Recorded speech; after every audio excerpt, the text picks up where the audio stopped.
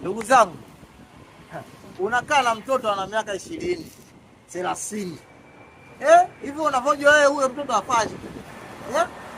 Yaani unakaa naye mtoto ana miaka 20, 30. Alafu umekaa naye tu hapo nyumbani. Haujui Qur'ani inasemaje? Inakwambiaje Qur'ani? Akikujieni mtu muoaji, akija basi muangalieni dini yake, muangalieni na tabia yake. Kama yuko vizuri kwenye dini na tabia, muozesheni.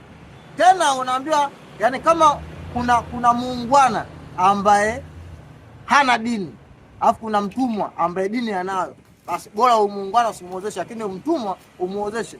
Lakini nyinyi mmekaa na watoto, sio kuoa, sio kuolewa. Mmekaa nao miaka 20, mtu anakaa miaka 30. Hivi mnavyojua wafanya, sasa hiyo zahama nyinyi mtaenda kujibuje? Mpaka mnaanza kusema mpaka mwenyewe mtoto akubali.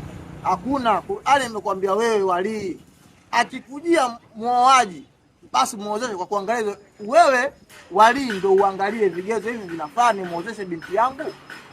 Lakini nyinyi mnakaa mnategemea binti mpaka akubali. Huyo binti asipokubali, kwa hiyo utakaa hivyo, kwa hiyo yeye endelee kufanywa, alafu wewe tu upate mizani. Karibu ofisini.